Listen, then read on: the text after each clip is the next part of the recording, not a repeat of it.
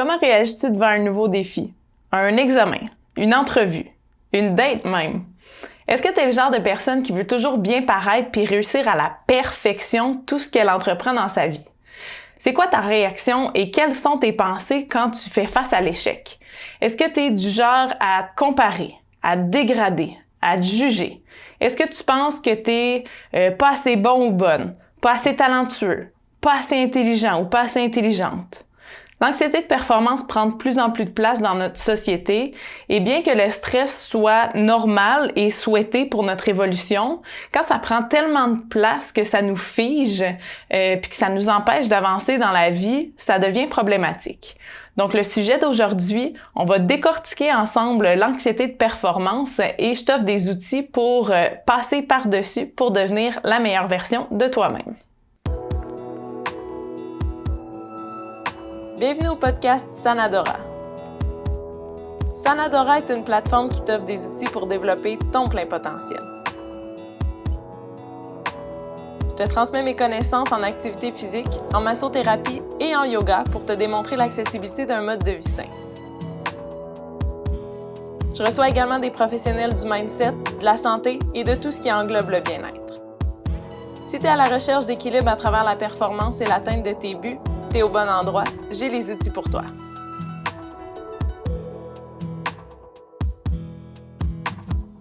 Quand j'étais au secondaire, j'avais une amie qui étudiait des heures et des heures avant un examen.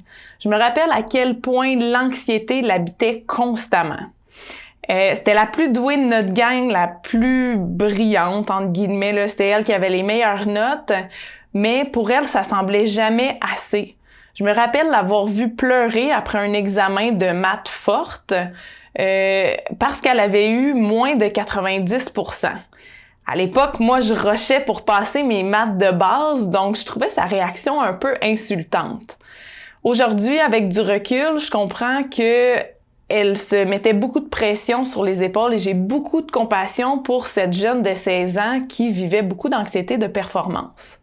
Donc, l'anxiété de performance, ça peut toucher autant les adultes, les adolescents que les enfants. Puis, les symptômes sont pas différents ou sont pas vraiment différents d'un âge à l'autre. Donc, les maux de ventre, l'irritabilité, les troubles du sommeil et le fait d'éviter des situations stressantes sont quelques symptômes. De pas savoir s'arrêter, donc d'avoir de la difficulté à se reposer et avoir tendance à trop en faire est aussi un signe d'anxiété de performance. On a souvent parlé de cortisol dans les épisodes précédents. En cas d'anxiété de performance, il y a beaucoup de cortisol qui est sécrété par le corps parce que c'est comme s'il y avait une menace. Le corps perçoit une menace, il se sent en danger. Puis, dans le temps de nos ancêtres des cavernes, cette montée de cortisol-là était un mode de survie, c'était essentiel à notre survie. Et Sonia Lupin en parle, elle fait un beau parallèle avec la vie qu'on vit aujourd'hui et le temps des cavernes dans son livre « Par amour du stress ». Elle compare une situation, par exemple, être pris dans le trafic, puis là, on va se mettre à être super anxieux parce qu'on a peur d'arriver en retard à la réunion qui est prévue. Ça arrive moins en temps de télétravail peut-être, là, mais on peut vivre des situations comme ça qui nous mettent pas en danger. Mais on va avoir une réaction physique comme dans le temps des hommes des cavernes, dans le temps de la chasse aux mammouths ou s'il y avait un tigre qui nous courait après. Donc, dans le temps des cavernes, ce stress et cette excitation-là nous permettait de survivre, de se nourrir ou de sauver du fameux mammouth qui nous court après. Puis, dans son livre, elle nous apprend à se dire dans une situation qui n'est pas dangereuse pour nous que la menace qu'on perçoit qui nous stresse, ce n'est pas un mammouth. Je sais quand on vit de l'anxiété, c'est pas si simple de rationaliser dans une crise d'anxiété ou dans une période où on vit beaucoup de stress. Donc, c'est pourquoi mon conseil numéro 1, c'est d'aller consulter un psychologue. Dans ce suivi-là, tu vas développer des outils pour t'aider à gérer ton anxiété. Donc, ça va te permettre de comprendre aussi d'où elle vient, cette anxiété-là. Est-ce que ça vient d'une peur de plus être aimé si tu performes pas assez ou si t'es pas le ou la meilleure dans tout ce que tu fais? Est-ce que c'est par peur du ridicule ou du jugement que t'es anxieux ou que t'es stressé de faire face à des nouvelles situations ou des situations d'évaluation, par exemple? Est-ce que c'est parce que tu as tendance à voir seulement les scénarios catastrophes de tout ce qui pourrait se passer de terrible, puis là, tu deviens super stressé avec la situation? Donc, dans tous les cas, un bon suivi va te permettre de développer des outils pour mieux te comprendre et faire descendre l'anxiété avant qu'elle soit à un niveau hyper élevé puis que là, ce soit très difficile de redescendre. C'est beaucoup plus facile de faire descendre le stress quand on le voit monter qu'une fois qu'il est dans le tapis puis que là, on est en mode panique. D'ailleurs, je profite de ce moment-là pour démystifier le travail avec un psychologue parce que c'est un discours que j'ai souvent avec mes clients, que ça peut être un beau complément dans une quête de bien-être d'aller consulter. Puis quand je parle de consulter, je parle pas d'aller à une rencontre puis de plus jamais y retourner.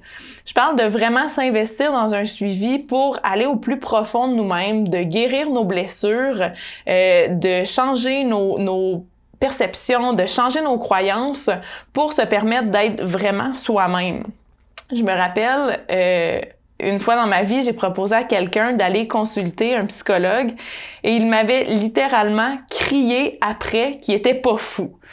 Donc, premièrement, c'est pas juste les fous qui vont voir les psychologues. Selon moi, on est tous un peu fous. Puis il faut accepter ça. On a toute notre part d'ombre. Puis il faut apprendre à être en harmonie avec cette part d'ombre-là et d'apprendre à travailler avec elle plutôt que de toujours la cacher ou la refouler. Également, je le sais que la réaction de cette personne-là cachait beaucoup de peur et de crainte, puis je comprends qu'un suivi avec un psychologue, ça peut faire soulever ça, mais selon moi, c'est vraiment le plus beau cadeau qu'on peut s'offrir et en cas d'anxiété de performance, c'est vraiment un outil qui va être bénéfique. Le deuxième truc que je t'offre, c'est de faire une liste de toutes tes peurs, donc de tout ce qui te rend anxieux. Moi, je l'ai expérimenté dans une période de ma vie où je voulais sortir de ma zone de confort puis prendre confiance en moi. Donc, j'avais noté toutes les peurs allant de sauter en parachute à dire bonjour à un inconnu dans la rue, que de dire ce que je pensais ou de prendre une araignée dans mes mains. Donc, ça peut vraiment être un spectre très large. Donc, je t'invite à faire l'exercice, puis ensuite de faire le plus possible, d'affronter le plus possible de ces peurs-là que tu mets dans ta liste. Si, comme moi, par exemple, tu as peur des araignées, ben peut-être que ton premier objectif, ce sera pas de prendre une araignée dans ta main pendant 15 minutes puis être super calme dans cette situation-là. Donc, faut que tu défasse un peu tes peurs, que ce soit plus une montagne. Donc, commence par la base. Encore là, essaye pas d'être excellent en partant. Peut-être que si, comme moi, tu as peur des araignées, ben la première étape, ce sera peut-être juste de pas t'époumoner en criant quand il y a une araignée dans ta salle de bain. Ça peut être la première étape. Puis, à force de te mettre face à cette peur-là, tu vas agrandir ta zone de confort. Puis, ça va devenir de plus en plus confortable pour toi d'être dans cette situation-là. Autre truc que je peux te donner, si tu sens que ton anxiété de performance, c'est parce que tu as l'impression d'avoir quelque chose à prouver ou que tu recherches l'approbation des autres, travaille sur ta confiance en toi.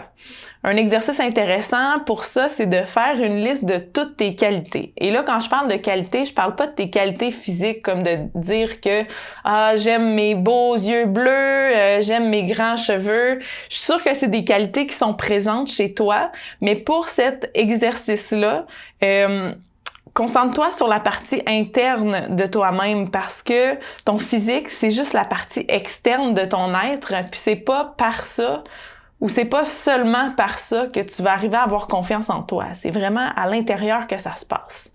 Donc, essaye de te concentrer sur les qualités en profondeur que tu apprécies chez toi. Tu peux donner des exemples pour chaque qualité pour renforcer encore plus l'exercice. Par exemple, si tu écris que toi, tu es une personne qui est généreuse, ben écris la dernière situation où tu te rappelles avoir été généreuse et écris comment ça t'a fait sentir d'être comme ça. Donc, ça va vraiment renforcer l'exercice. Puis si tu as un petit peu de difficulté à trouver toi-même tes qualités, ben tu peux soit aller sur Internet puis écrire « liste de qualités », il va te sortir plein de mots. Puis là, ben, tu peux aller lire ces mots-là ou ces définitions-là, puis te dire que, ah oui, moi, je suis telle affaire à cause de tel événement ou telle chose que j'ai fait dans ma vie. Ou encore, tu peux demander à ton entourage un coup de main pour cet exercice-là. Donc, tu peux demander à ton entourage de te donner une ou plusieurs qualités qui sont, encore une fois, non physiques que ces personnes-là apprécient chez toi. Le fait de l'entendre de quelqu'un d'autre, tu vas voir comment les gens te perçoivent, puis tu vas peut-être te rendre compte que ta perception de toi-même avec la perception de toi que les autres ont est un peu différente. Donc, ça va peut-être t'aider à prendre confiance en toi puis à t'enlever un peu de stress sur les épaules. Le dernier conseil que je t'offre, c'est de pratiquer quelque chose de nouveau. Donc, comme avec l'exercice des peurs, sans que ce soit nécessairement quelque chose qui te fasse peur pour cet exercice-là. Prends quelque chose de nouveau, soit que tu n'as jamais fait ou avec lequel tu n'es pas très familier, mais vers lequel tu as un intérêt. Donc, t'as pas besoin de t'exposer quand tu fais cette activité-là. T'as pas besoin de faire ça en groupe, à moins que ce soit un sport de groupe, évidemment, là, ou une activité de groupe. T'as pas besoin de mettre sur Instagram ou sur Facebook tes stats, des photos de ce que tu fais. Fais-le juste pour toi et juste pour le faire. Un point bonus, si en partant, c'est quelque chose dans lequel t'es pas bon.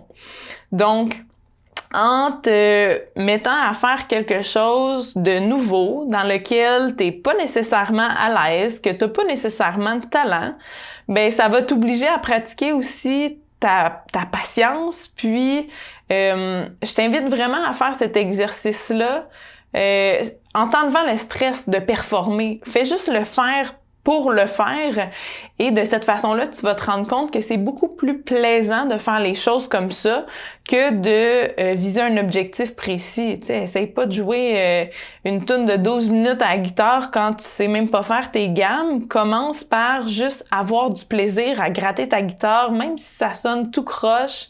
Fais juste le faire par plaisir, sans jugement. Je te raconte une petite histoire. Quand j'ai commencé à faire du macramé, j'ai commencé en me disant que ce serait quelque chose de facile à faire parce que j'avais vu une de mes amies mettre sur son Instagram une photo d'un beau macramé qu'elle avait fait. C'était un beau macramé mural, il était gros, il était tout symétrique, il était vraiment, vraiment beau. Puis elle a dit que c'était son premier essai. Fait que moi, j'ai vu ça puis je me suis dit « Ah, ben du macramé, c'est facile à faire. Je suis capable de faire ça moi aussi. » Non, pour moi, ce n'était pas naturel, ce n'était pas facile.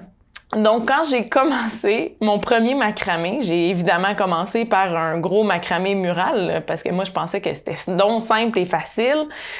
J'ai pas commencé par un petit porte-clés, un petit support à plantes qui aurait été vraiment plus simple à faire. Non, moi, j'ai commencé par la grosse affaire parce que je voulais être parfaite dès le début. Ce macramé-là a passé 6 mois dans le garde-robe parce que après avoir passé plusieurs mois à essayer de le faire, de le terminer, je me suis fâchée puis je l'ai mis dans le garde-robe parce que j'étais tannée de le voir. Il était laid, il était croche, il était pas symétrique. Puis là, je me trouvais pas bonne de pas être capable de faire ça. J'étais frustrée. C'était une activité qui était supposée être relaxante et amusante. Pour moi, finalement, je passais mon temps à sacrer après les nœuds puis à faire défaire les nœuds. J'étais juste frustrée. Fait qu'à force de passer devant, parce que je l'ai laissé accroché sur le mur longtemps avant de le mettre dans le garde-robe, puis à force de passer à côté, puis de voir à quel point il était pas beau, puis de me sentir humiliée puis frustrée à chaque fois que je passais à côté, ben je l'ai mis dans le garde-robe. Après un petit bout de temps, je me suis calmée, j'ai décidé de mettre mon ego de côté, puis je me suis remis à faire du macramé avec des porte-clés et des supports à plantes. Donc, avec la base, en m'enlevant la pression de performer puis de faire quelque chose de magnifique parce que j'avais vu quelqu'un d'autre faire ça dès son premier essai, je me suis enlevé toute cette pression-là. Puis, je me suis mis à apprendre les nœuds de base et à avoir du plaisir à faire ça. Donc, quand ça a commencé à être plus confortable pour moi de faire les petites pièces, je me suis réessayée sur des plus grandes pièces.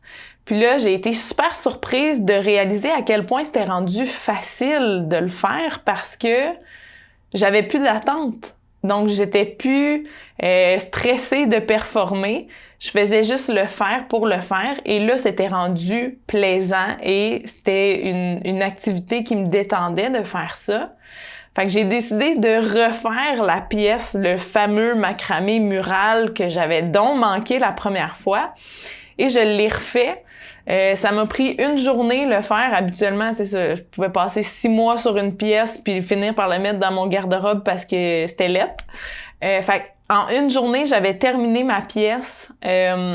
Était belle, était symétrique. J'étais super satisfaite du résultat.